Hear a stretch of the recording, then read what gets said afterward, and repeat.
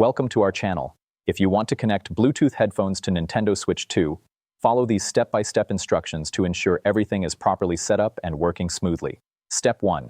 Open the relevant app or website on your device. Make sure you are logged in with your account credentials and have a stable internet connection. Step 2.